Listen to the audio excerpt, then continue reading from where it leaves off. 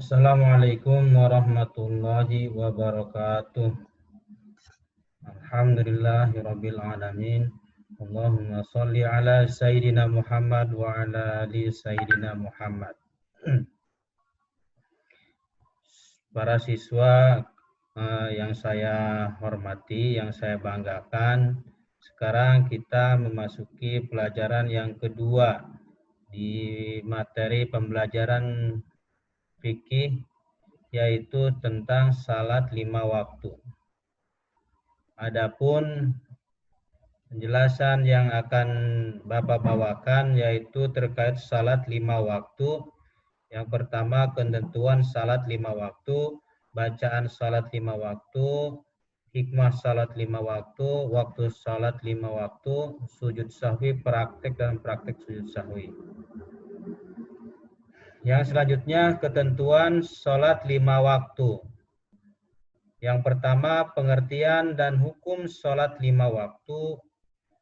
Terkait pengertiannya, yaitu kewajiban untuk melaksanakan sholat telah diberitahukan oleh Allah Subhanahu wa Ta'ala berdasarkan Quran Surat Al-Baqarah ayat 43. Sholat 5 waktu hukumnya fardu ain bagi setiap muslim laki-laki dan perempuan yang sudah mukallaf. Orang-orang yang meninggalkan sholat akan mendapat kerugian di dunia dan di akhirat. Yang kedua, syarat wajib sholat. Syarat wajib sholat yang pertama, beragama Islam. Selain beragama Islam, itu tidak diwajibkan melaksanakan ibadah sholat. Walaupun dia yang non-muslim melaksanakan sholat, maka sholatnya tidak dihitung dan tidak menjadikan pahala buatnya karena tidak mencukupi syarat wajib sholat. Yang kedua yaitu suci. Suci dari haid dan nifas. Dan suci dari hadas kecil maupun hadas besar. Kalau haid dan nifas, ini berlaku bagi kaum perempuan. Kalau laki-laki tidak ada haid ataupun nifas. Yang selanjutnya berakal dan sudah baligh. Syarat wajib sholat harus berakal dan sudah baligh. Berakal, kalau orang gila itu tidak diwajibkan untuk sholat. Tidak menjadikan syarat wajib sholat. Yang selanjutnya telah sampai ajaran Islam kepadanya. Hukum-hukum Islam sudah sampai kepada seseorang tersebut, seluruh ajaran-ajaran Islam, maka sebagai syarat wajib sholat kepadanya telah tiba. Artinya, pelajaran-pelajaran tentang Islam, sholat, tentang hukum-hukum sholat, sudah sampai kepadanya, maka seseorang tersebut wajib melaksanakan ibadah sholat. Yang selanjutnya, jaga atau tidak tidur. Nah, bagi yang tidur, maka tidak diwajibkan sholat. Gitu. Jadi yang terjaga di sini tidak tidur. Gitu. Selanjutnya, ketentuan salat 5 waktu. Yang ketiga, syarat sah sholat. Suci dari hadas besar dan hadas kecil. Nah, ini tadi berkaitan kepada syarat wajib sholat, yaitu yang ke poin nomor B tadi. Suci, harus suci syarat wajib sholat. Suci dari haid dan nifas. Dan ini syarat sah sholat. Maka syarat sah sholat bagi kaum muslimin laki-laki maupun perempuan, yang pertama suci dari hadas besar dan hadas kecil. Hadas besar seperti laki-laki bermimpi basah dan sebagainya. Kalau hadas kecil itu pembatalan wudu, wudunya batal, tidak punya wudu, hadas kecil. Yang kedua, suci badan, pakaian, dan tempat yang digunakan. Tidak sah sholatnya kepada seseorang jika badannya ada najisnya atau badannya mempunyai hadas besar maupun hadas kecil.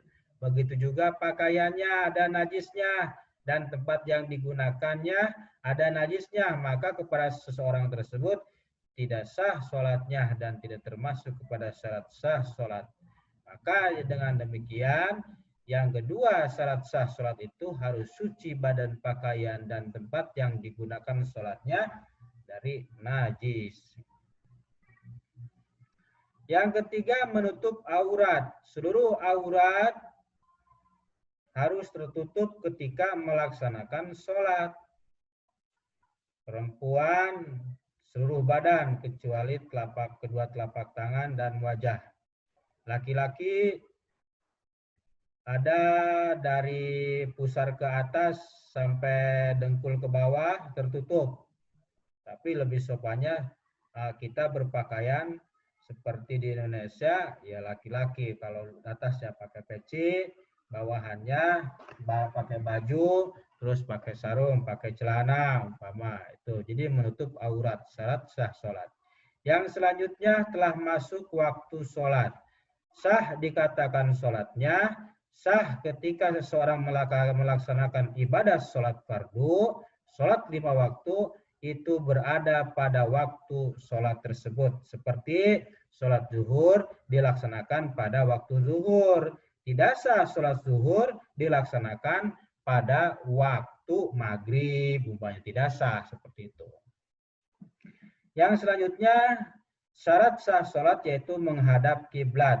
Sebagaimana kita sudah diketahui bahwa sholat kita itu menghadap kiblat. Menghadap kiblat itu menghadap ke Ka'bah Baitullah. Yang selanjutnya rukun sholat.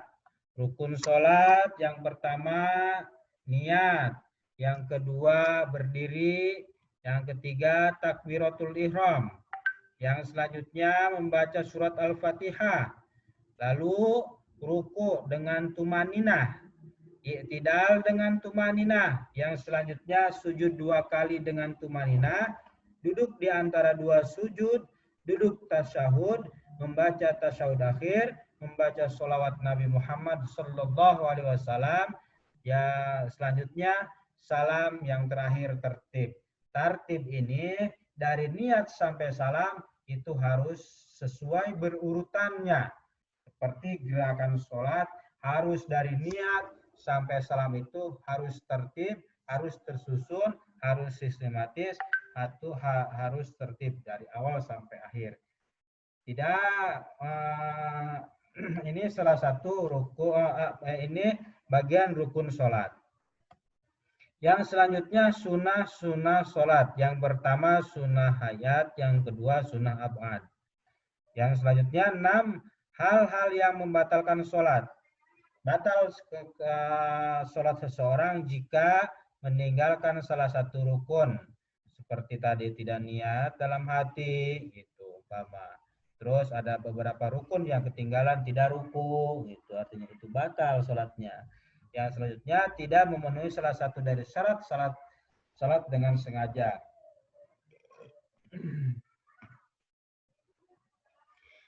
Yang selanjutnya berkata-kata dengan sengaja, ngobrol, terus bergerak 3 kali berturut-turut selain gerakan sholat. Nah, ini membatalkan sholat. Terus makan dan minum walaupun sedikit. Sedang sholat, lagi minum dan sebagainya, makan, tidak boleh. Itu batal sholatnya. Tertawa berbahak-bahak sampai terjatuh-jatuh, umpama, batal itu sholatnya. Terkena najis, tiba-tiba di atas ada hewan yang buang kotorannya, nempel ke badan kita, kita mengetahuinya, maka batal sholatnya. Yang selanjutnya berhadas kecil atau besar, itu batal sholatnya. Tidak mempunyai wudhu, tidak sah sholatnya, batal sholatnya. Waktu sholat, umpama keluar angin dari dubur, maka batal sholatnya. Terus mendahului imam sebanyak 2 ruku berturut-turut, maka itu batal sholatnya. Terus berubah niat atau membatalkan sholat. Sedang sholat ada niat lain selain melaksanakan sholat, maka batal sholatnya. Apalagi ketika sholat dibatalkan karena ada maksud tujuan yang lain lagi, gitu. Jadi akhirnya hal-hal yang batal sholatnya. Yang selanjutnya anak-anak, siswa-siswa, yaitu hal-hal yang dimakruhkan ketika kita melaksanakan ibadah sholat, yaitu memalingkan muka ke kanan dan kiri dengan beberapa kali, leo kanan, leo kiri, itu hal yang dimakruhkan. Yang selanjutnya memejamkan mata ketika sholat, dipejamkan mata sampai akhir, padahal dia normal, umpama. Maka itu makruh sholatnya. Terus menengadah ke langit, kepala dikeataskan ke langit, umpama lihat-lihat langit-langit, umpama, maka itu makruh. Menutup mulut rapat-rapat, tidak membaca bacaan umpama dengan keras, mulutnya terapat-rapat, itu, maka itu dimakruhkan. Yang selanjutnya bacaan sholat 5 waktu. Niat sholat 5 waktu. Niat sholat 5 waktu. Yang kedua takbiratul ihram. Ketika kita sudah melaksanakan niat dalam hati atau dikuatkan dalam lisannya, talafuz bilisan, maka langsung melaksanakan takbiratul ihram. Lalu membaca doa iftitah.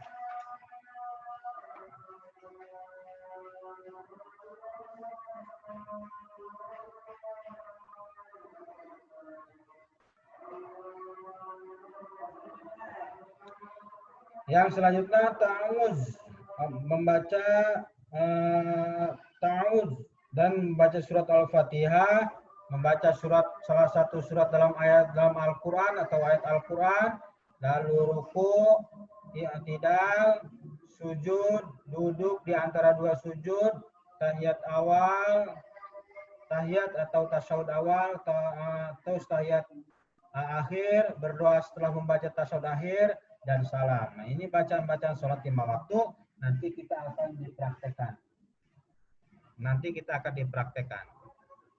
Nah, ini hikmah ketika kita melaksanakan sholat 5 waktu. Yang pertama hikmahnya, sholat dapat menghapus dosa-dosa. Sholat merupakan benteng hidup. Sholat mendidik jiwa agar terhindar dari sifat tercela. Sholat membina rasa persatuan dan persaudaraan antar sesama umat Islam. Duk iftirash, ini hikmahnya di antara dua sujud dan tahiyat awal. Lalu tawaruk, tahiyat akhir dan salam. Hikmah salat 5 waktu. Ini duduk ketika hikmah dalam salat 5 waktu. Yang selanjutnya waktu salat 5 waktu. Waktu salat 5 waktu yaitu salat fardu ada 5. Satu hari satu malam kita melaksanakan 5 waktu. Salat fardu yang berjumlah 17 rakaat. Yang pertama sholat zuhur. Sholat zuhur, waktu sholat zuhur itu ketika matahari condong ke arah barat antara pukul 12 sampai 15 di Indonesia, waktu Indonesia Barat di kita. Waktu asar ketika berakhirnya waktu zuhur atau pukul 15 sampai 18. Waktu sholat maghrib sejak matahari terbenam sampai hilangnya mega atau awan merah antara pukul 18 sampai 19 itu waktu sholat maghrib. Dan sholat isya, ini sholat yang paling panjang waktunya, jam 19 sampai jam 14. Oh maaf, maksudnya di sini sampai jam 4 dini hari, 04 bukan 14 ya, maaf ya. Waktu sholat isya sejak hilangnya mega merah sampai terbitnya fajar sodik, antara pukul 19 malam jam 7 sampai jam 4. Sedangkan waktu sholat subuh itu sejak terbit fajar sodik hingga terbit matahari atau kira-kira pukul 4 pagi dini hari sampai jam 5 atau setengah 6. Ini waktu Indonesia Barat. Nah, itu waktu sholat 5 waktu yang berlaku di wilayah Indonesia Barat. Ataupun kalaupun ada perubahan itu tergantung daripada jadwal waktu sholat di masing-masing daerah di wilayah Nusantara ini. Nah, sujud sahwi sujud sahwi, apa itu sujud sahwi? Anak-anak, sujud sahwi adalah sujud yang dilakukan karena adanya perbuatan atau bacaan yang terlupakan dalam sholat. Hukumnya adalah sunnah muakkad, artinya sunnah yang penting. Sebabnya kenapa harus melaksanakan sujud sahwi ketika kita melaksanakan sholat ibadah sholat. Pertama, tidak melakukan tasyahud awal, maka sujud sahwi. Lalu kelebihan rokaat, dohor jadi 12 umpama, atau dohor yang tadinya 4 rokaat jadi 5 rokaat, nah ini kelupaan. Kurang rokaat dalam sholat karena lupa, kurang rokaat karena ragu, tertinggal membaca doa kunut dalam sholat subuh bagi pengikut mazhab Syafi'i, maka disunahkan untuk melaksanakan sujud sahwi. Tapi kedudukan sunnah ini sunnah yang penting, yaitu sunnah muakkad. Praktik sholat 5 waktu dan sujud sahwi. Nanti ini kita akan dipraktekkan di kemudian hari atau melalui daring yang akan Bapak laksanakan dan informasikan waktunya kepada kalian semua. Mohon untuk diingat pelajaran yang kali ini yaitu terkait tentang sholat. Nanti praktek yang akan dilaksanakan itu melalui daring. Terima kasih dari Bapak, mudah-mudahan ada manfaatnya. Perhatikan dari awal sampai akhir pelajaran kali ini. Terima kasih. Wallahul muwaffiq ila aqwamit thoriq. Wassalamualaikum warahmatullahi wabarakatuh.